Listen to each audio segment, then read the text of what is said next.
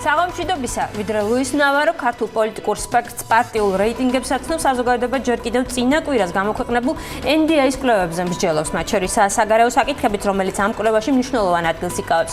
88%-ს არ მოსწონს რუსეთთან საქართველოს ამჟამინდელი ურთიერთობა. გამკითხულთა უმრავლესობამ არ იცის, უნდა თქვას თუ არა საქართველოს ნატოში გაწევრიანებაზე უარი ტერიტორიების დაბრუნების სანაცვლოდ, მაგრამ ამავე დროს რესპონდენტთა 70% საქართველოს ნატოში გაწევრიანების მომხრეა. ნატოში გაწევრიანების, რომლის გენერალური მდივანი დღეს აცხადებს, რომ საქართველოს ნატოს შესვლისთვის აუცილებელი პირობები არ დაუკმაყოფილებია.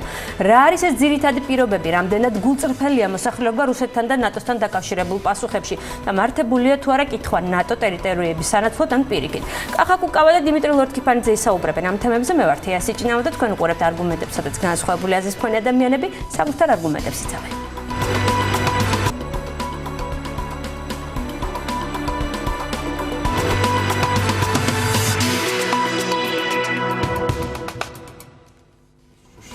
მაშინ ასე თქვენ უყურებთ არგუმენტებზე, ჩვენი სტუდიის სტუმრები არიან კახა კუკავა და დიმიტრი ლორთქიფანიძე. საღამოშიდობისა ბატონებო, ძალიან დიდი მადლობა იმისთვის, რომ მოგზანდით და ხარ ჩვენი გადაცემის სტუმრები. როგორც მე აღვნიშნე, ამ დროისთვისაც მიმდინარეობს პარტიული რეიტინგების გაცნობა, რომელსაც NDI აცნობს პოლიტიკურ პარტიებს. არ ვიცი, კახა კუკავა მიიღო თუ არა პოლიტიკური რეიტინგების შესახებ ინფორმაცია საკუთარი პოლიტიკური ჯგუფის. ჩვენ არ გვაღიარებს NDI. არ გაღიარებთ, ანუ არ იღებთ ხოლმე პოლიტიკურ რეიტინგებს? ხო, მაგრამ თავიდანვე თქვენ მოდით ბატონი კახასგან დავიწყებ საუბარს ბატონ დიმიტრი, იმიტომ რომ გარკვეულწილად უნდობლობა გამოუცხადა NDI-ის რეიტინგებს და თქვენ განაცხადეთ, რომ ეს არ გამოხატავს ქართული საზოგადოების აზრს და არამედ გამოხატავს ამერიკის ოფიციალურ პოზიციას. რა გაძლევთ ამის საფუძველს და რატო ფიქრობთ, რომ ეს არ არის ქართული საზოგადოების აზრი? დიდი მადლობა თეა პირველ რიგში მოწვევისათვის. ეხლა ვინც იცნობს სოციოლოგიას როგორც მეცნიერებას, ისინი დამეთანხმებიან, რომ ეს სოციოლოგია არის როგორც საზოგადოებრივი აზრის კვლევის მეთოდი, ასევე ეს არის საზოგადოებრივი აზრის ფორმირების მეთოდიც და საქართველოში ძირითადად გამოიყენება სწორედ ამ უკანასკნელი მიზნით, რომ ფორმირებული იქნეს საზოგადოებრივი აზრი და მნიშვნელოვანი ზეგავლენა იქნეს შეტანილი საზოგადოებრივი აზრის ფორმირებაში. რაც შეეხება კვლევას, მიუკერძოებელ კვლევას აქვს თავისი რამდენიმე კრიტერიუმი, რომელიც საქართველოში არის იგნორირებული. თვითონ ამერიკაში, მაგალითად, ამერიკის შეერთებულ შტატებში ეხლა ტარდება საპრეზიდენტო საარჩევნო კამპანია და ალბათ შენ ეცნობი ამერიკულ მედიას, NDI არ ატარებს კვლევებს. კვლევებს იქ უნდა ატარებდეს, მთავარი კრიტერიუმი არის დამოუკიდებელი ინსტიტუტი და როგორც წესი, ასეთ დამოუკიდებელი ინსტიტუტები იქ არიან მსხვილი ტელეკომპანიები, ძირითადად CNN-ის, NBC-ის, სხვა ტელეკომპანიების დაკვეთით ტარდება ასეთი კვლევები. საქართველოში როცა ხდება, რომ ხან მართველი, ხან ოპოზიციური პარტია ან ამერიკის საელჩო, რომელიც ასევე პოლიტიკური სტრუქტურა არის, ატარებს გამოკვლევას, თავისთავად უგულებელყოფილი არის სოციოლოგიის მთავარი პრინციპი, ეს არ არის მიუკერძოებელი, არ არის გამჭვირვალე და არ არის საჯარო. ეხლა მეორე საკითხი, რატომ ვფიქრობ მე, რომ დავუშვათ ეს არის ამერიკის ოფიციალური პოზიცია. NDI საქართველოში დამოუკიდებელი ინსტიტუტია რა? NDI არის ამერიკის მთავრობის მიერ დაფინანსებული სტრუქტურა და ამერიკის მთავრობა მე მგონი ეს პოლიტიკური სტრუქტურა არის და არა სამეცნიერო დაწესებულება. მაინც სამეცნიერო უნდა იყოს, რომ ისი მიუკერძოებული. არა, ტელეკომპანიები მე რომელიც გითხარით, მაგალითად არის ესეთი ფორმა დასავლეთში, რომ ტელეკომპანიები უკეთავენ იგულისხმება, რომ ისინი არ არიან პოლიტიკურად ანგაჟირებული და ხა ამერიკის მთავრობისთვის რომ არ არის დავუშვათ ნეიტრალური საქართველოში ამა თუ იმ პოლიტიკურ ძალასთან დამოკიდებულება დამეთანხმებით ამაზე. ეხლა რაც შეეხება იმას თუ რატო ვთვლი მე რომ ამერიკის ოფიციალურ პოზიციას ახმოვანებს, უახლოესი წლების პრაქტიკას გადავხედოთ თეა. მე გავაცელეთ კიდევაც პრეს-რელიზი, სადაც დეტალურად იყო მითითებული, მაგალითად 2008 წლის საპრეზიდენტო არჩევნების წინ გავრცელებული სხვადასხვა ამერიკული კვლევები. გახსოვთ, თქვენ მაშინ პირდაპირ იბომბებოდა, იმასაც ახსოვთ, ჩვენ მაშინ ერთი კანდიდატი შტაბში ვიყავით, პირდაპირ იბომბებოდა საზოგადოება, რომ არანაირი გამარჯვების შანსი არ აქვს ოპოზიციის კანდიდატს გაჩიჩილაძეს, რომ პირველივე ტურში უნდა მოიგოს მიხეილ სააკაშვილმა და ჩვენ მოგვიტანა მაშინ ერთ-ერთმა ამერიკულმა ორგანიზაციამ გამოკვლევის შედეგები, რომლის მიხედვითაც ლევონ გაჩიჩილაძის რეიტინგი შეადგენდა 19%-ს. ოფიციალური მონაცემებითაც კი, არჩევნების ოფიციალური მონაცემებითაც კი ლევონ გაჩიჩილაძე მაშინ მიიღო 27% და ჩვენ ყველამ კარგად ვიცით, რომ რეალურად მისი რეიტინგი იყო კიდევ უფრო მაღალი. იგივე განმეორდა შემდგომ საპარლამენტო და ის სულ ბოლოს ადგილობრივი არჩევნების წინ უკვე ბატონი ნავარო იყო. სხვა შორის მე მინდა ვთქვა, რომ პიროვნულად არაფერი საწინააღმდეგო არ მაქვს ამ ადამიანის სხვებს ნამდვილად ჯობია, მაგრამ ჩვენ ბლოკს მაშინ მან დაუწერა 1% რეიტინგი. მე უთხარი ადგილობრივი არჩევნების წინ ლუის ალბათ ახსოვს ეს, რომ 1% არ არის. მე ზუსტად შემიძლია ვერ გითხრათ ჩვენი რეიტინგი, მაგრამ 1 არ არის. ოფიციალური მონაცემების მიხედვით ჩვენ მივიღეთ 7% ამ არჩევნებში, ნუ თბილისში ცოტა უფრო მეტი. 1-დან 7-მდე თეა ცნობილება არის 700%. და ამ კვლევებს თავში აწერია რომ თუ ცდომილება აღემატება 3%-ს, მაშინ ეს უკვე აღარ არის სოციოლოგია და როცა ცდომილება არის 700%, რა მიზეზითაც არ უნდა იყოს ეს.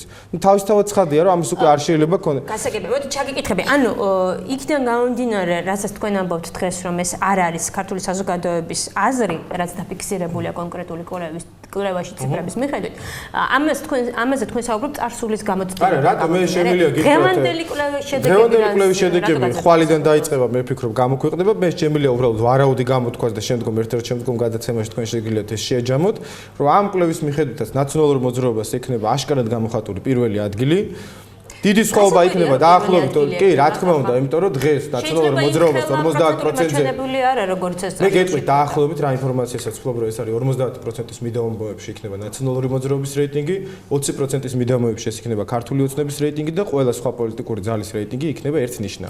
ეს არის შედეგი რო არ დადგეს, მაშინ დობას გამოცხადებთ NDI-ის კვლევებს? შემეკითხეთ, მე დიდი გამოცდილება მაქვს, თეა მინდა გითხრათ, რომ პირველად არ ვაკეთებ ასეთ შეფასებებს და მაქვს ამ სტრუქტურებთან ურთიერთობის დიდი გამოცდილება და ყოველთვის ეს არის ის რისკიდანაც უბიძგებენ საზოგადოებას. რატო დაუწერეს ლევან გაჩეჩილაძეს 19% და რატო ჩაგვიტარეს მაშინ ამ კვლევის პრეზენტაცია 20 ჯერ?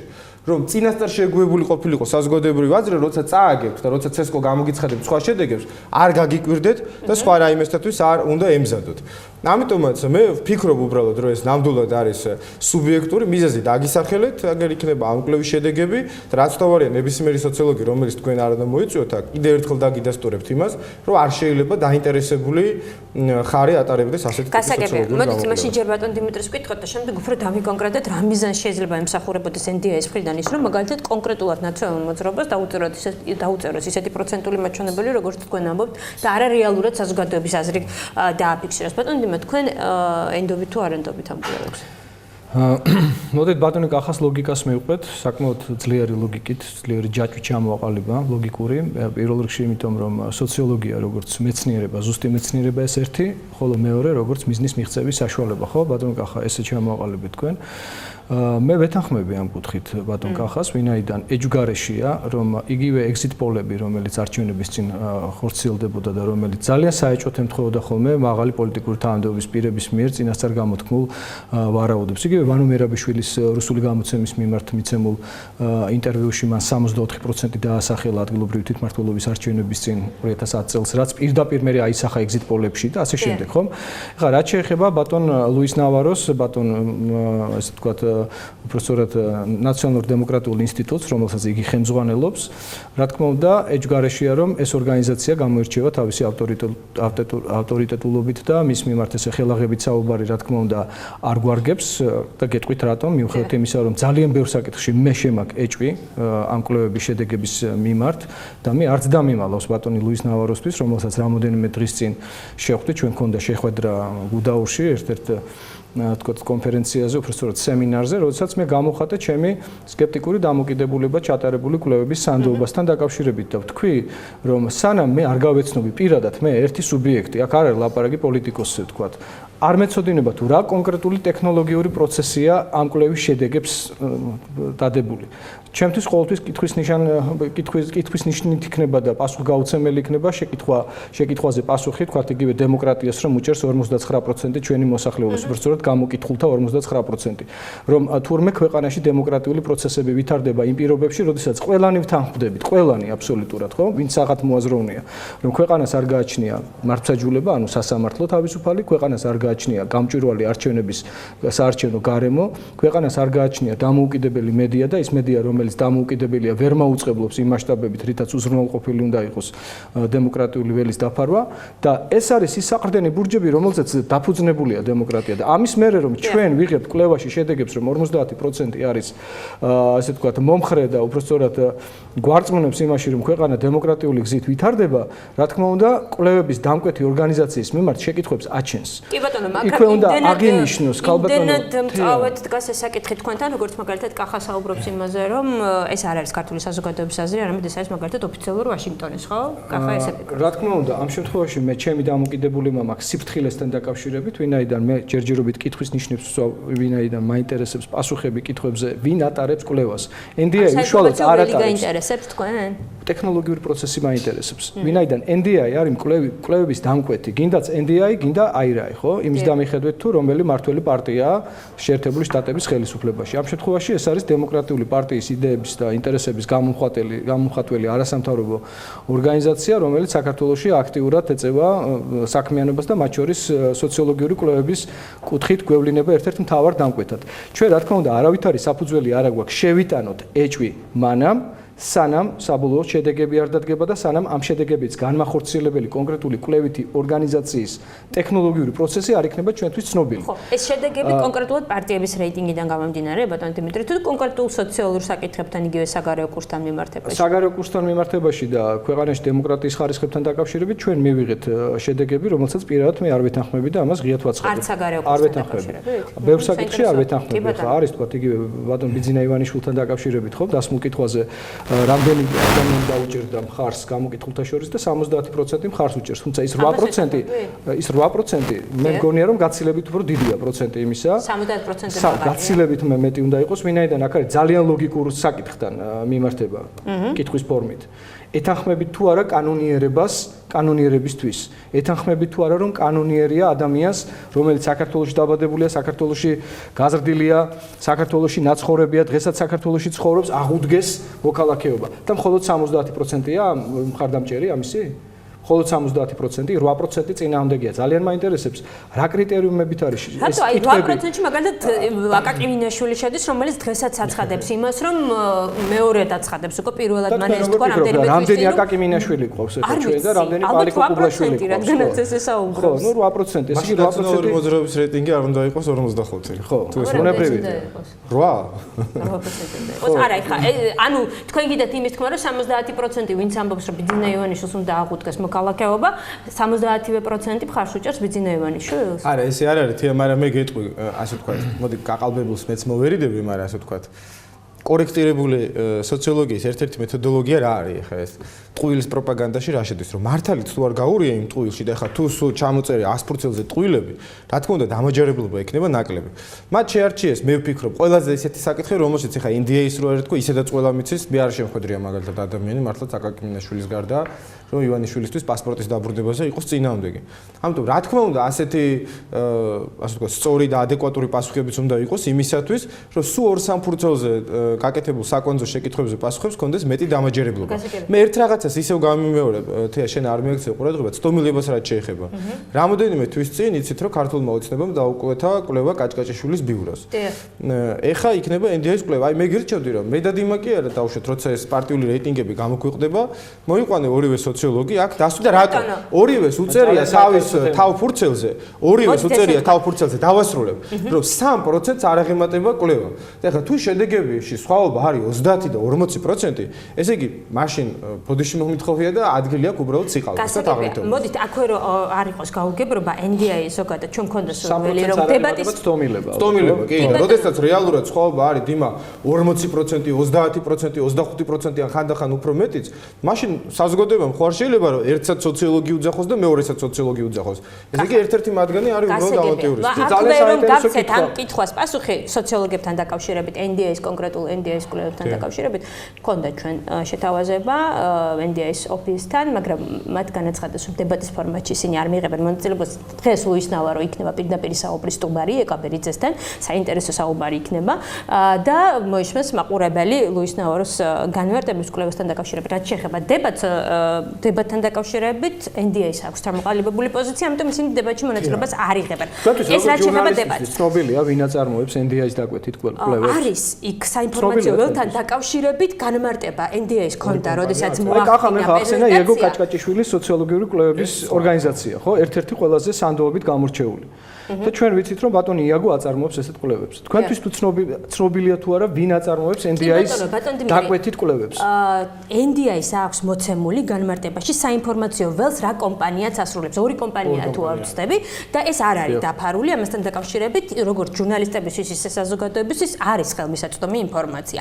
მოდით ახლა იმ საკითხზე, რომელზეც თქვენ საუბრობდით, რომ ჩამოვაყალიბოთ აზრი, დაასრულოთ თქვენი აზრი და შემდეგ მინდა კახას ვკითხო, როდესაც ისაუბრებს იმაზე, რომ ეს ამერიკის შეერთებული შტატების პოზიცია, რა არის ამერიკის შეერთებული შტატების პოზიცია, ესეც საინტერესოა.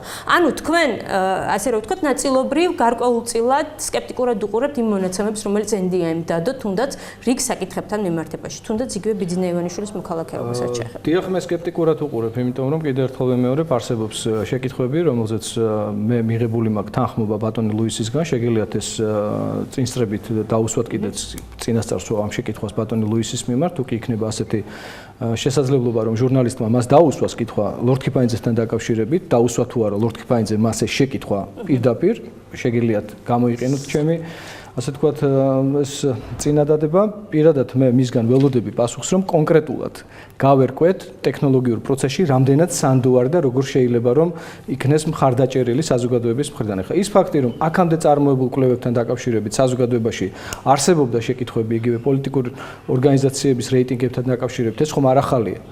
ერთია თქვათ, რომ პოლიტიკური ორგანიზაციები, რომლებმაც მიიღეს მხარდაჭერა თქვათ ამ კვლევების შედეგად, მაღალი მხარდაჭერა, მათ შორის ძალიან დიდი კითხვის ნიშნის ქვეშ მყოფი რეიტინგების პოლიტიკურმა გაერთიანებებმა, ისეთი როგორიც არის გახლავთ ქრისტიან-დემოკრატიული მოძრაობა, რომელიც ჩაციკლულია 10-12%-ზე და ყოველთვის მიაჩნია, რომ თქვათ ნაციონალური მოძრაობის მერე, სწორედ ქრისტიან-დემოკრატიული მოძრაობა არის ყველაზე უფრო რეიტინგული პარტია. დღესაც მე უსმედით, სანამ თქვენთან მოვიდოდი, ბატონ ლევან ვებხვაძე ყავდათ ბატონ შალვა რამიშვილს მოწვეული სტუმრად და მან კიდევ ერთხელ ხაზი გაუსვა იმას, რომ თურმე თბილისში, მხოლოდ თბილისში მტკვრის მარცხენა სანაპირო არის მათი მხარდამჭერები. ნუ ესეთი მიდგომები, ესეთი ზომბირება, ესეთი ასე თქვათ რაღაც დაკანონება საკუთარი რეიტინგების მართლზომიერებისა აპრიორულად რა ჩემთვის არის აბსოლუტურად მიუღებელი და მე მგონი აი ესეთი ტიპის კვლევები ხელს უწყობს ზუსტად რომ ამ ტიპის პოლიტიკოსებმა შემდგომში წელგამართულებმა აკეთონ ასე ვთქვათ განცხადებები იმის თაობაზე რომ მათი რეიტინგები 10, 12 და 15%-ია. თუნდაც ბიძინა ივანიშვილის პოლიტიკაში შემოსვლამდე ქრისტიან-დემოკრატებს ჰქონდათ სწორედ იმ ხელა პროცენტული მაჩვენებელი რომ ის მეორე ადგილს იკავებდა ამ კვლევებში არენდობით. არენდობი, იმიტომ რომ ჯერ ერთიც თავის დროზე პარტია რომელიც საპარლამენტო არჩევნებამდე 3 თვით ადრე ჩამოყალიბდა და შემდგომში მიიღო ის პროცენტები, რაც მიიღო. პარტია, რომელსაც იგივე ქვემო ქართლში ეთნიკურად დასახლებული აზერბაიჯანელების დასახლებულ რაიონებში აქვს ზოგიერთ საარჩევნო უბანზე 100%-იანი მხარდაჭერა, ეს არის ჩემთვის ყოვლად წარმოუდგენელი, რომ ეს შეესაბამებოდეს, თქვათ, რეალურ შედეგებს, რომელსაც ეს პარტია ემსახურებს. ახლა არ მინდა მხოლოდ ქრისტიან-დემოკრატებზე ავიღო აქცენტი, იგივე გეტყვით ეროვნულ დემოკრატებთან დაკავშირებით, რომლებმაც ადგილობრივი თვითმმართველობის არჩევნებში გახსოვთ თქვენ აიღეს 0.1%, რაც მთელი საქართველოს მასშტაბით იყო თუ არ ვცდები 877 ხმა, მაშინ როდესაც დიდუბის შუალედურ მაჟორიტარულ ოლქში იგივე ბატონმა გურამ ჩახვაძემ აიღო 4875 ხმა, რომელიც აი როგორ შეიძლება თქვათ ეს ორი კომპონენტი იყოს ურთიერთთავსებადი, თქვენ თვითონ ის განსაზღვრეთ და საზოგადოების სამშობლოზე გამომიტანეთ. და ამ დროს თქვათ ამ ტიპის კვლევების მხრიდან მხარდაჭერა არის გარკვეულწილად ლეგიტიმაცია მომავალი, ასე ვთქვათ, იმედისა, რომ ეს პარტიები კვლავაც გადალახავენ გარკვეული მექანიზმებით და საშუალებებით. მაინც გავუსწრებთ მოვლენებს წინ რომ გამოქვეყნდა ერთ მაგალითს დაგიმატებთ, უბრალოდ ეხლა საერთოდ სოციოლოგია ისეთია, ვარაუდზე ვერ იტყვის რამდენი რეიტინგი აქვს, მაგრამ არის რაღაცა აქსიომები. მაგალითად ამ კვლევის მიხედვით აჭარის ტელევიზიას აქვს ორჯერ უფრო მაღალი რეიტინგი ვიდრე ტელეკომპანია მაესტროს. ეხლა თეორიულად შეიძლება ეს თქვა, რომ ნუ კი ესე არის, ხო, მაგრამ ну, რა ვიცი, აგერ მე ჩემი საახლობლო სანაცნობო ხალხი მყავს შეშენი დიმას თავისი და ნუ ხა ხო არ შეიძლება რომ ჩვენ ესე იგი რაღაცა ყველანი ვხედავდეთ ერთ რეალობას და მე მოგვიტანო გამოკითხვა რომ უი თქვენ რასაც ხედავთ ეს ყოფილა რაღაცა მიზერი და აი თურმე საზოგადოების აბსოლუტური უმრავლესობა ესე იგი არის რუსთავიორის იმედის და ხო, მაგრამ იმავე კვლევის მიხედვით თქვენ ხო იცით რომ ნაციონალურ მაუწყებლებს მაყურებელში ყველაზე ნაკლები ნდობა აქვს ამ შემთხვევაში იმავე კვლევების მიხედვით ესეთი სურათიც დაიხატა. მოდით, კარგი, სატელევიზიო რეიტინგებს თავი დავარნებოთ, იმიტომ რომ სხვა საკითხები გვაქვს კიდე განსახილველი. თქვენ განაცხადეთ, რომ NDI-ის კვლევის შედეგები ამერიკის აზრია და არა ქართველი ხალხის. რას გულისხმობთ? ამერიკის აზრი რა არის ამ შემთხვევაში, კონკრეტულად საქართველოსთან? შეერთებული შტატების მთავრობას აქვს თავისი ინტერესები საქართველოში ეს დამალული არ არის, მე მგონი ამაზე ხშირად საუბრობს თვითონ ამერიკის მთავრობა და აგერ ბოლოს რო იყო სენატის კომიტეტის ხელმო პირდაპირ თქვენს რომ მილიარდები გვაქვს ჩაყრილი ამ ქვეყანაში და ჩვენთვის სულ ერთი არ არის რა მოხდება, ამიტომ ინტერესები რო აქვს, ამაზე ნუ ვიდავებთ. და მე მოგიყვანით რამდენიმე კონკრეტული მაგალითი და ყველაზე ასე ვთქვათ წონადი მაგალითი იყო საპრეზიდენტო არჩევნები, როდესაც ამერიკის მთავრობამ გააკეთა ყველაფერი იმისათვის, რომ შეენარჩუნებინა მიხეილ სააკაშვილის რეჟიმი, მათ შორის საერთო ტიპის სოციოლოგიური გამოკვლევების შედეგად. ვერავინ ვერ ახსნის, თია, კიდევ ერთხელ გეუბნებით, როცა ამბობენ, რომ ცდომილება არის 3%-იანი და როცა რეალობაში ცდომილება არის დაახლოებით 50%-იანი, ამას სჭირდება ახსნა.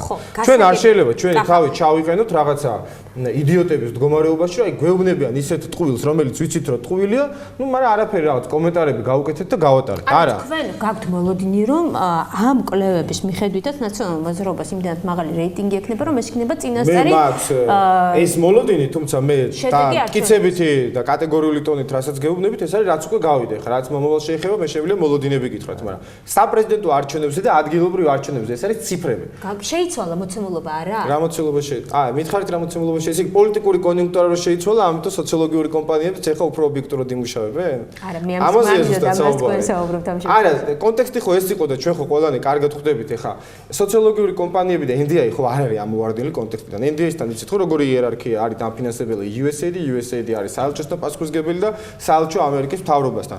როდესაც არის პოლიტიკური გადაწყვეტილება ამერიკის შეერთებული შტატების მხრიდან 7 ნოემბერთან დაკავშირებით მაგალითად.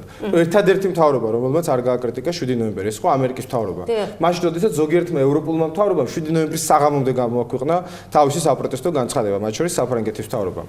როდესაც საპრეზიდენტო არჩევნებთან დაკავშირებით EU-თომ და ევროპულმა დამკვირვებლებმა დადეს ძალიან ობიექტური დასკვნები და ჩვენ მოვისმინეთ ამერიკული დელეგაციის მისალმებები. ეხლა არსებობს ეს პოლიტიკური კონიუნქტურა, მათ სჭირდებოდათ თავიანთი სტრატეგიული მოკავშირის შენარჩუნება და არა მარტო საქართველოში. კარგი, ეხლა წარსულში ლაპარაკობთ, თქვენ მე დღევანდელიდან გამომდინარე გესაუბრებთ. კი ბატონო, დღეს თუ არ ჭირდება, ეს არ ცვლის იმ რეალობას, მე იმ რეალობაზე გეუბნები, რომ ეს სოციოლოგიური კვლევები რეალურად არის პროპაგანდის საშუალება, ჩემი მოგონილი არ არის ეხა ეს.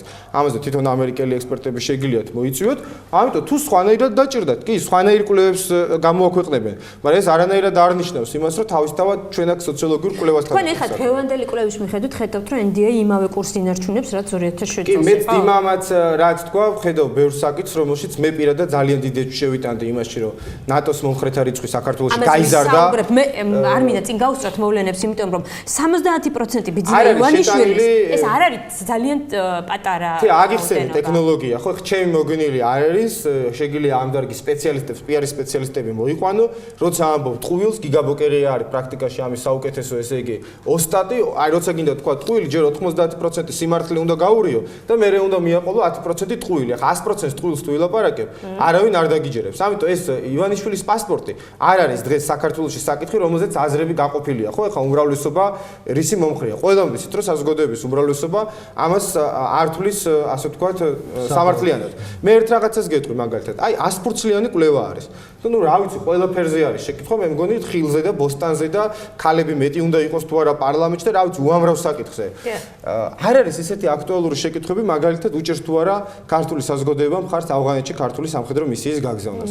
არ არის შეკითხვა ისეთ საკითხზე, როგორიც არის მაგალითად უჭერს თუ არა ქართული საზოგადოება რუსეთის ბაზარზე ქართული ექსპორტის აღდგენას. ეს არის თემები, რომელიც დამეთანხმები, რომ შენ ეთერშიც და ბოლო თვეებში ზოგადად ქართულ საზოგადოებაში არის აქტუალური დებატების საგანი. ეს არ მოხდა, რატო არ მოხდა? გასაგები ამ იმიტომ რომ გასაგები იყო, რომ პასუხი არ იქნებოდა ისეთი, როგორც მისაღები იქნებოდა. ამ საკითხთან დაკავშირებით ხარ, რაზეც მე და კახავ საუბრობდი და შემდეგ გადაცემაში რეკლამის დრო და რეკლამის შემდეგ საგარეო ორიენტირებაზე უნდა ვისაუბროთ.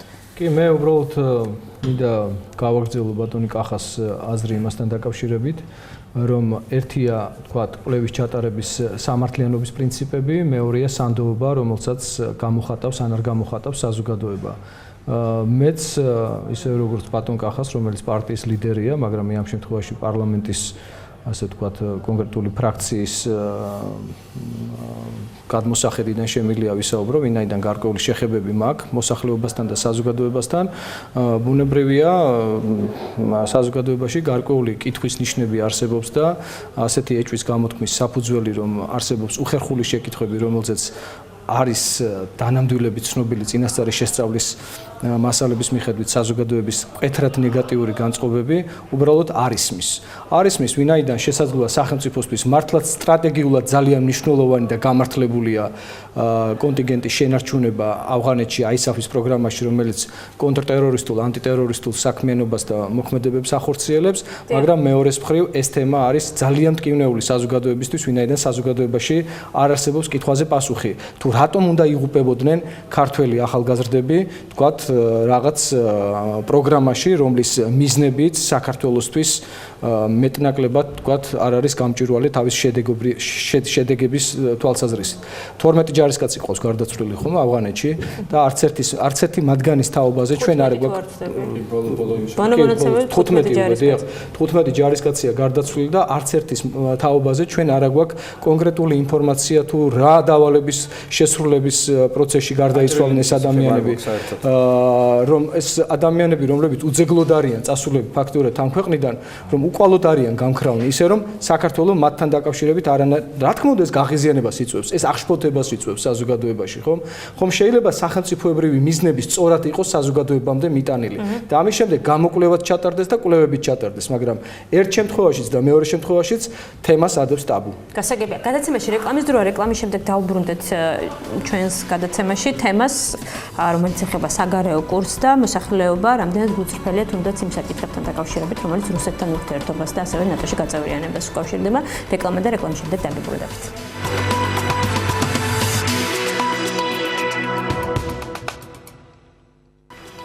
Undebit პირდაპირ ეთერში ჩვენი გადაცემის სტუმრები არიან კახა კუკავა, დიმიტრი გოთქიფანიძე, ჩვენ საუბრობთ NDI-ის კვლევებთან დაკავშირებით. კიდევ ერთხელ აღვნიშნოთ, რომ ჯერ არ არის ცნობილი პარტიული რეიტინგები, მაგრამ ცნობილია რიგ საკითხებთან დაკავშირებით და ჩატარებული კვლევის შედეგები, მათ შორის საგარეო საკითხთან მიმართებაში.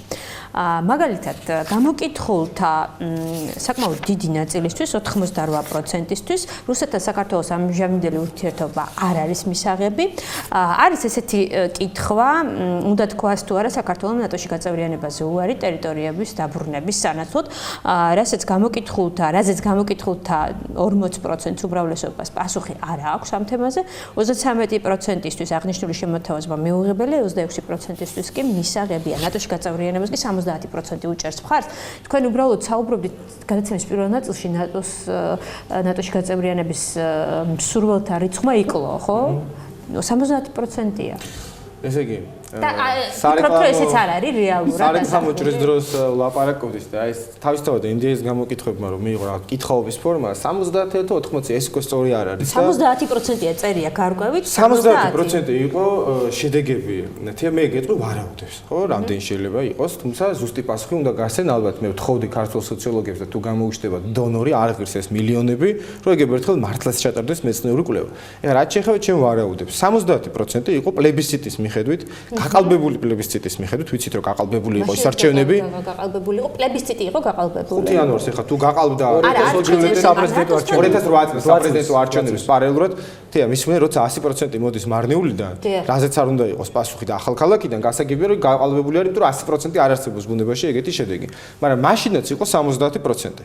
ანუ აი ამ კვლევის შედეგების მიხედვით, ესე იგი იმ არჩევნებზე უფრო ოპტიმისტური შედეგი აქვს ნატოს. მეორე რაც ჩემ ეჭვს იწვევს მდგომარეობის იმაში, რომ 2008 წლის იანვარში მე შეგახსენებ რომ იყო სრული პოლიტიკური კონსენსუსი ნატოსთან მიმართებაში. არ არსებობდა საქართველოში პოლიტიკური ძალა და მეტნაკლებად მნიშვნელოვანი საერთოდ პოლიტიკური ფიგურაც კი, ესე არის ხო, რომელიც საერთოდ ნატოში ინტეგრაციის საკითხს დააყენებდა ეჭქვეშ და როდესაც ჩვენ საგურამოს მანიფესტს მოვაწერეთ ხელი 12 პარტიამ, ანუ მაშინ საქართველოში არსებულმა ყველა პარტიამ, ყველამ დააფიქსირა თავისი მხარდაჭერა.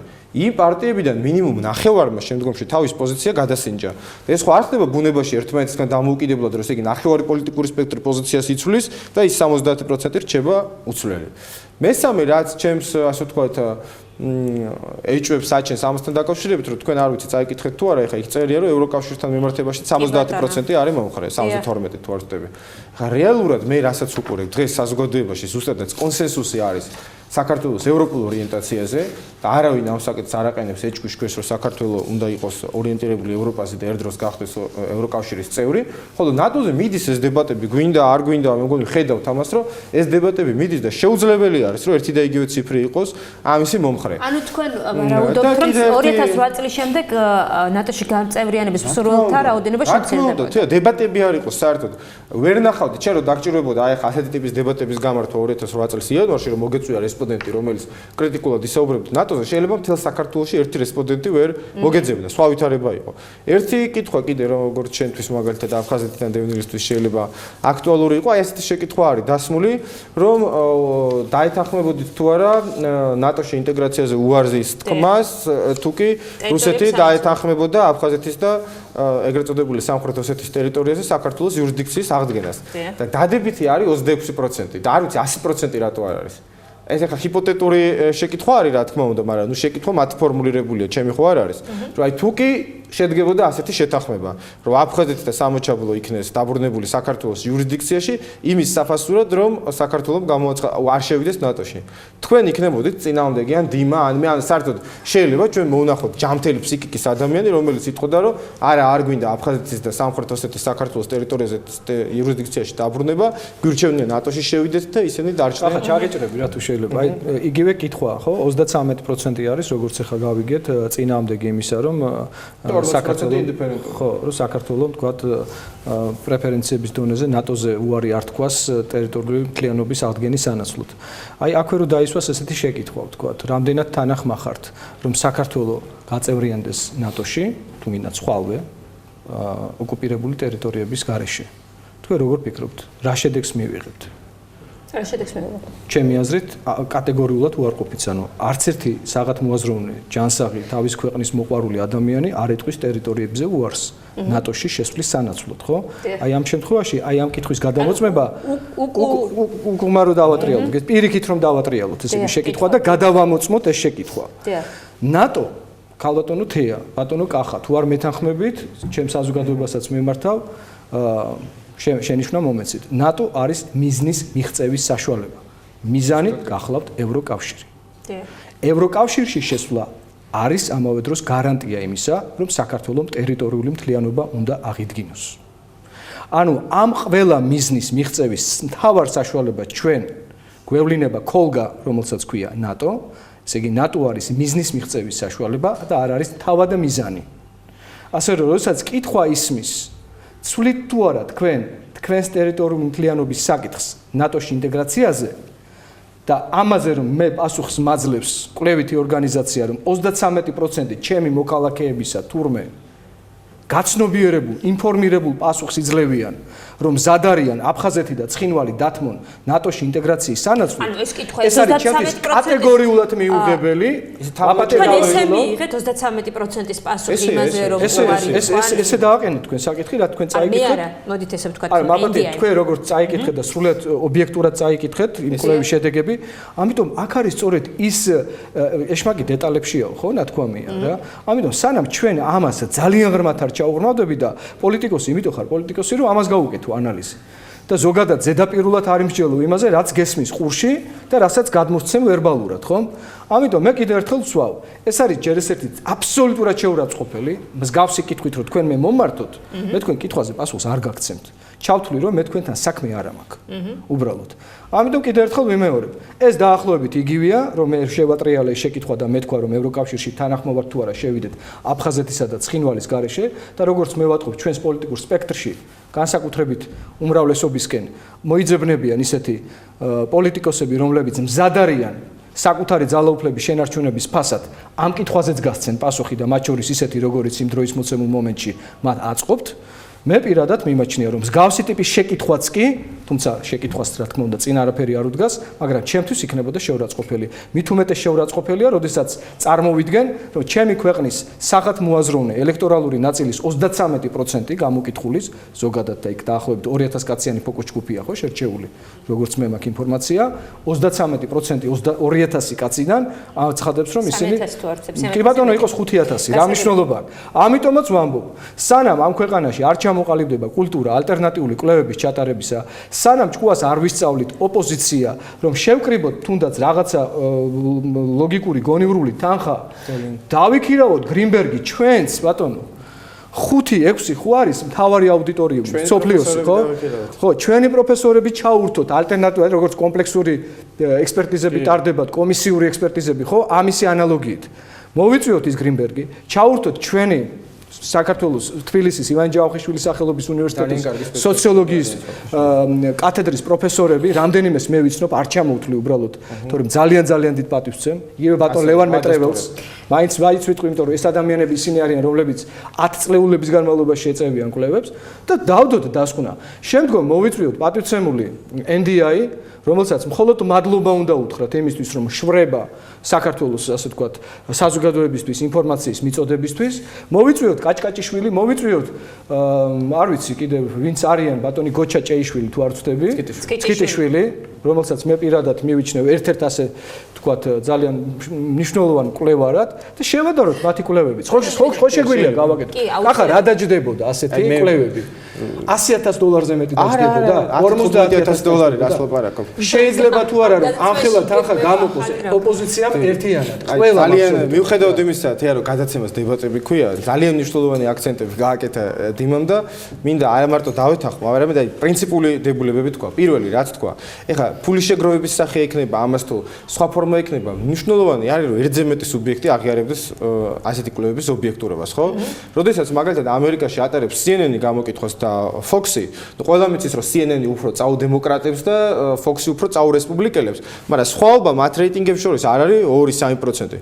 ეხლა იქ სასაცილო იქნება CNN-მა რომ გამოაცხადოს, ეხლა რომ ობამა იგებს არჩევნებს და Fox-მა რომ გამოაცხადოს, რომ რომნი იგებს არჩევნებს. ესეთ რამე არ ხდება. საქართველოში არიან. 2-3% ეს დიმა არ ცილდება. მაქსიმუმ 4% ეს უკვე იწვევს ხოლმე შეშფოთებას. ეხლა საქართველოში რო ჩამოვუაროთ ამ სხვადასხვა კვლევით კომპანიებს ან პარტიებს, რაც აქვს რეიტინგი 400%-ზე ადის უკვე ჯამური რეიტინგები და არასერიოზული არის.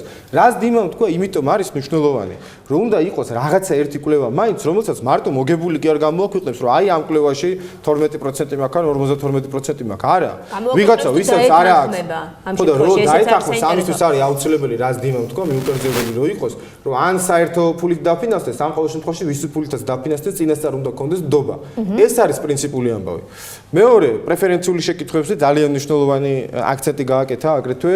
ამას სხვა შორის ეწოდება თვითონ ამერიკელი push poll-ებს უწოდებენ, როცა წინასწარ ხდება შეკითხვით pushing-ი, ანუ მიუთითებ, უბიძგებ სასურველი პასუხისაკენ, ხო? სხვა შორის ჩატარდა წინა საპრეზიდენტო არჩევნების დროს, აი რეკავდნენ ტელეფონებზე და ეკითხებოდნენ ამერიკაში, რომ აი თუ კი გეცოდინებათ, რომ ობამა მხარს უჭერს პალესტინის დამოუკიდებლობას, დაუჭერდით თუ არა მაშინ მხარს ობამას. ანუ ითვლებოდა, რომ ობამა არ იყო ებრაულობის წარმომადგენელი და იჩივლა ამაზე, გაასაჩივრა ეს ობამაში და იმიტომ რომ ეს push poll-ი არ შეიძლება შენ წინასწარ უბიძგო, ეხლა ისი მაგალითის დიმამ მოიყვანა. რაც შეეხება იმ კითხვას, მეც მინდა ვთქვა, რომ იმ 26-33%-ის ამბავი, ანუ ტერიტორიების გასვლა ნატოში ინტეგრაციის სანაცვლოდ ეს მართლაც ფიგურალური არის, თუმცა მე ვნახე Facebook-ზე მეც დავდე დამაინტერესა და იგივე შეკითხვა ჩემს სულ ერთმა რამდენიმე 100-მდე ადამიანმა თქვა, რომ ხარს დაუჭერდა მართლაც ასეთ ვარიანტს, თუმცა ბევრად უფრო მეტი 500 წინააღმდეგი წავიდა, ანუ განსხვავებული ტენდენცია არის, მაგრამ არის რა თქმა უნდა ცნობილი სახეებიც, ეხლა მაგალითად თამარ ჩერგოლეიშვილმა დააწერა, რომ არა, ჩვენ უნდა შევიდეთ ნატოში და ვიცით, რომ ეს არ არის ახლა ბოლო ადამიანი ამ ხელისუფლების იერარქიაში და სხვაებიც არიან. ხო, არა, არის ესეც უნდა იცოდეს საზოგადოება. ნატო არის საქართველოს ტერიტორიული მთლიანობის გარეთ. არის ესეთი შეკითხვა იყო NDA-ის მიერ, ჩემი ფორმულირებული ხო არ არის? ბატონმა ლუისმა დაასვა შეკითხვა ასე, თუ კი არჩევანი იქნება საქართველოს ტერიტორიული მთლიანობასა და ნატოს შორის, როგორ არჩევდით და ჩვენ უნდა ვიცოდეთ, რომ ჩვენ საზოგადოებაში 20%-ია ეს და 33% არის სეგმენტი, მე იმედი მაქვს, რომ ეს მარტონაციონალური მოძრაობის ელექტორატი არის, რომელიც ამბობს, რომ კი ჩვენ მზადა ვართ, შევიდეთ ნატოში და ბატონო მათი განწყობა როგორი შეიძლება იყოს? არ ვიცი, ხა მე საერთოდ ძალიან დიდი პროცენტი არის თეა ყველა შეკითხვაზე, ვისაც პასუხი არ აქვს და მე ამას ერთი რაღაცით ახსნე. საერთოდ ეს დიდი ეჭვს იწვევს, ეხა 100 ფურცლიანი თუ 100-ზე მეტი ფურცელი არის ამ კითხვაში. ეხა არ ვიცი, სოციოლოგიის კათედრის პროფესორებმა შეიძლება რომ ამ შეკითხვებს სწორად უპასუხონ, მაგრამ რა ვიცი, ჩვეულებრივმა ადამიანმა რამდენად ძალიან საინტერესო თემაა. აი იგივე ბიძინა ივანიშვილისთვის მოქალაქეობის აღდგენის საკითხზე 70% უჭერს მხარს აღდგენას, ამ კვლევების თანახმად 8% არის წინააღმდეგი და 22% გამოდის, ხო მართალია ეს ნაწილი, რომელსაც არ აქვს პასუხი. საინტერესოა, წარმოიდგინეთ რა 22% მოიძებნა, ძალიან დიდი ციფრია. ზოგიერთ შეკითხვაზე მეტია ესეთი ინდიფერენტი. ხო, რომელსაც შესაძლოა ნაფიქრი აქვს, მაგრამ აი მოცემულ მომენტში არ აქვს პასუხი. და ეს შეიძლება სწორედ შიშის სინდრომთან არის გაიგივებული და დაკავშირებული. ისე როგორც ის 40%. ჩაგეკითხებით ნატოსთან დაკავშირებით, ბატონმა კახამ გამოთქვა ვარაუდი, რომ 2008 წლის შემდეგ იმ ადამიანთა რიცხვი, რომლებიც მხარს უჭერენ ნატოში გაწევრიანებას საქართველოს საქართველოს არ შეიძლება ისეთივე იყოს 70%. ეს როგორც ბატონო კახამ განაცხადა, უფრო კლებისკენ იქნება წასული. თქვენ როგორ ფიქრობთ? ნაკლებად არის მსურველი, ნაკლები იქნება მსურველი. მე ხა არ მინდა კახას ასე ვთქვათ სიტყვები გამოვიყენო ჩემს პოზიციის დასაფიქსირებლად, თუმცა ვალდებული ვარ ერთ რამეში დავეთანხმო. როდესაც 2008 წლის არჩევნებზე პარალელურ რეჟიმში წარმოებულ პლებისციტის შედეგებზეა საუბარი, ყველანი ვთანხმდებით ხა მაშინ როცა ტოტალურ განყალბებას ჰქონდა ადგილი სააკაშვილის გაპრეზიდენტების მომენტში, ხო? 2008 წლის 5 იანვარს. თქვენ როგორ ფიქრობთ, ეს ნაწილი გაყალბდა და ის ნაწილი არ გაყალბდა? ანუ იმ ნაწილთან დაკავშირებით არ იქნებოდა სასურველ ციფრებზე საუბარი შეჯერებული იყო სასურველ ციფრებზე. მე რა თქმა უნდა დარწმუნებული ვარ იმაში, რომ ჩვენ ქვეყანაში აბსოლუტური უმრავლესობა თუ არა ყოველ შემთხვევაში საღათ მოაზროვნე, ასე თქვა, სწორად შემფასებელი მოვლენების ადამიანი თვლის, რომ ნატოს ალტერნატივა დღემდე ყოველ შემთხვევაში ნამდვილად არ გააჩნია, რომ ნატო ნამდვილად არის, ნამდვილად რჩება საქართველოსთვის იმედად იმისა, რომ საქართველოს თავისი ამოცანები ევროკავშირში ინტეგრაციის კუთხით განახორციელოს. თუმცა კიდევ ერთხელ ვიმეორებ, ეს არის მხოლოდ მიზნის მიღწევის საშუალება. ამ ეტაპამდე ხვალ რა ხდება, ზეგ რა ხდება, ჩვენ არ ვიცით. ჩვენ არავითარ შემთხვევაში ეს იდეა ფიქსად არ უნდა გავიხადოთ და ადამიანებს არ უნდა ჩაუდოთ ტვინში, რომ ეს 70% ეს არის უცვლელი, რომ 70% იყო უცვალებელი, ესე იგი მაჩვენებელი 2008 წელს და 70% რჩება დღესაც. ხო, არა, ბატონ კახა თუ ეთანხმება ალტერნატივას. არა, ამ საკითხში მე და დიმას გვაქვს განსხვავებული პოზიცია, თუმცა ერთი რამე მინდა აღვნიშნო, რომ აი დიმა წარმოადგენს ზუსტად იმ პრინციპში ვეთანხმები, რომ ეს არის საშუალება, თუმცა ის რომ ნატო არის საქართველოს ტერიტორიული მთლიანობის აღდგენის საშუალება, ამას არ ვეთანხმები და პრინციპში უახლოესი ისტორია აჩვენებს, რომ პირიქით ჯერჯერობით დეზინტეგრაციის საშუალება უფრო არის, მაგრამ ეხა პრინციპი ხომ თავარი ის არის, რომ გადაწყვეტილება ამ საკითხზე უნდა იქნეს მიღებული კონსენსუსის წესით. ფაქტია, რომ ამ საკითხზე გადაწყვეტილება კონსენსუსის წესით არ ყოფილა მიღებული და პლებისციტი, რომელიც ამ თემაზე ჩატარდა, გაყალბდა. ეხლა შენ რო ამბობ, რომ ესე იგი დავუშვათ საპრეზიდენტო არჩევნების შედეგები შეიძლება გაყალბებული იყო მარტო და არა პლებისციტი თეორიულად. არა, ვარაუდი გამოთქვი.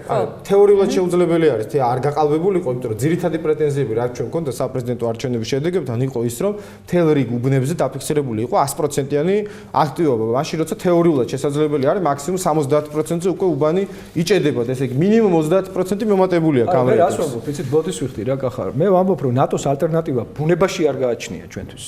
არ არსებობს სხვა სამხედრო პოლიტიკური ალიანსი, რომელიც ჩვენთვის უფრო მეტი გარანტიის მიმცემი იქნებოდა, ხა მე. დავიბადე საბჭოთა კავშირში. დღეს ჩემი სწრაფვა არის ევროკავშირისკენ, ანუ ჩემი ცხოვრება მუდმივად, ასე ვთქვათ, ხორციელდება რაღაც კავშირში, რომელიც არის ჩემი პატარა ქვეყნის გადარჩენის რაღაცა გზა და საშუალება, ხო მართალია? ამიტომ მე თუ ვაკეთებ არჩევანს ნატოსთვის, ჩემი არჩევანი ყოველთვის უნდა იყოს გათვითცნობიერებული, ინფორმირებული. იმიტომ რომ მე ნამდვილად ვიცი, რომ დღეს ნატოს ალტერნატივა არ გააჩნია. გასაგებია, ბატონ კახა, თქვენ ეხლა ეს ვრცელი თემა არის, არ ვიცი გადაცემის დასასრულს რამდენად შესაძლებელი იქნება არგუმენტების, ასე ვთქვათ, გადმოლაგება. ეხლა ჩვენ იცით, რომ ამ ხედვას თეზას არ ვეთანხმებით პრინციპულად, ორ ძირითად საკითხზე გავამახვილებ ყურადღებას. პირველი ისე ვიძახი. ფაქტია, რომ საქართველოს უმთავრესი ამოცანა არის ტერიტორიული მთლიანობის აღდგენა, საქართველოს ტერიტორიული მთლიანობის რღვევის უმთავრესი მიზეზი გახდა სწორედ საქართველოს აი ეს დაჩქარებული სწრაფვა ნატოსაგენ და თვითონ სააკაშვილიც ამბობს ამას და რუსეთის ხელისუფლებაც, ანუ კონფლიქტის ორივე მხარე, რომ ბოლო ომი, რომელსაც შედეგად მოყვა კოდორის და ლიახვის ხეობების დაკარგვა, ეს იყო სწორედ გამომდინარე საქართველოს ნატოში სწრაფვიდან გამომდინარე პროცესიდან. მეორე საკითხი. დიმამ გაიგივა და ხშირად ხედავ ხოლმე მეტოლობის ნიშნები ისმება საქართველოს პროდასავლურ ორიენტაციასა და პროევროპულ ორიენტაციასა და ნატოს შორის, რასაც ასევე ჩვენ პრინციპულად არ ვეთანხმებით და რატომ? ჩვენ არასდროს არ ვაყენებთ ეჩვისქვეს საქართველოს პროდასავლურ ორიენტაციას, მათ შორის ევროინტეგრაციას და ჩემთვის პროდასავლური ორიენტაცია პირველ რიგში ეს არის სწორედ დასავლური ფასეულობები, დემოკრატია, ადამიანის უფლებები და არა სამხედრო თანამშრომლობა. იგივე ევროკავშირი ახსენა დიმამ, ამაზე ჩვენ კონსენსუსი გვაქვს, მაგრამ ეხლა ალბათ ვერავინ ვერ იტყვის, რომ დავუშვათ თურქეთი უფრო მეტი ევროპა არის, რომელიც ნატოს წევრია და არა ევროკავშირის, ვიდრე მაგალითად ფინეთი ან ავსტრია, რომლებიც ევროკავშირის წევრები არიან და არა ნატოს წევრები. სამწუხაროდ, ეხლა ეს დიმას არ ეხება უკვე, მაგრამ დავუშვათ ხელისუფლება, რომელიც გამოდის როგორც ნატოს მთავარი პროპაგანდისტი ამ ქვეყანაში, მათთვის ნატო იქცა არა იმად, რატომაც ჩვენ გვინდა დასავლეთი, ანუ დემოკრატია და ადამიანის უფლებები. მათთვის ნატო არის ავღანეთში ჯარების გაგზავნა გააგზავნა სამხედრო თანამშრომლობა, ბაზების განლაგება და როცა საქართველოს ნატოს წევრ საქართველოსზე არის საუბარი, მე თვალწინ უფრო თურქეთი, ერაყი ან ავღანეთი მიდგება, ვიდრე კლასიკური ევროპული დემოკრატია. მოდი ბატონ დიმას მივცეთ ერთ წინადადებით დასკვნის სახით გააკეთოს და დავამშვიდობოთ მაყურებელს. ამ შემთხვევაში მე ბატონ კახასთან მექნებოდა კითხვა, ვინაიდან არ შემიძლია უპასუხოდ დავტოვო ეს ტოლობასთან დაკავშირებული მისი რეპლიკა. ნამდვილად ვეთანხმები ერთ რამეში, რომ თქვათ საქართველოს ევროინტეგრაცია შესაძლოა არ გულისხმებდეს კონკრეტულად მისწრაფებებს რაიმე სამხედრო პოლიტიკურ ალიანსში. მაინც და მაინც, იმიტომ რომ ჩვენ ვიცით ევროკავშირის სივრცეში არსებული სახელმწიფოები, რომლებიც არ არიან თქვათ ნატოს წევრი სახელმწიფოები, მაგრამ მე კიდევ ერთხელ ვსვავ კითხვას. ჩვენთვის ორი არჩევანი. ან ყოფილი დსთ-ის სივრცეში, იგივე მინსკის ჩარჩო კონვენციის ხელმომწერი სახელმწიფოების დონეზე კოლექტიური უსაფრთხოების ასე ვთქვათ დაცვის წევრი სახელმწიფო უნდა გავხდეთ რუსეთის, ყაზახეთის, ბელორუსის და სომხეთთან ერთად, რაც გამორიცხულია, იმიტომ რომ ჩვენ არა ვართ დსთ-ის წევრი ქვეყანა, ან ჩვენ უნდა უარი ვთქვათ ნატოზე და დავრჩეთ სრულიად მარტო, რაც ასევე წარმოუდგენელია. ამიტომაც ვაცხადებ მე, რომ ნატოს ალტერნატივა დღის მოცემულობით ნამდვილად არის. გასაგები. ძალიან დიდი მადლობა ბატონებო იმისთვის, რომ მოგწონეთ და მიიღეთ გადაცემაში მონაწილეობა. არ ამგონია რომ ხთა ჩამოვიყოთ ამ გადაცემაში. კი ბატონო, კახა და დიმიტრი ლორდ-კიფანიძე იყვნენ ჩვენი გადაცემის სტუმრები, გმართ მოგწონებთ ის ბატონებო. ზუსტად 9 საათზე თქვენ გელით მაესტროს ახალი ამბები უკვე ირაკლი ჩიხლაძესთან ერთად, 10 საათზე პირდაპირ საუბარი ეკაბერიძესთან ერთად და მისი სტუმარი იქნება როგორც მე უკვე აღნიშნე ლუის ნავარო. მე ხვალამდე გემშვიდობებით, ნახვამდის.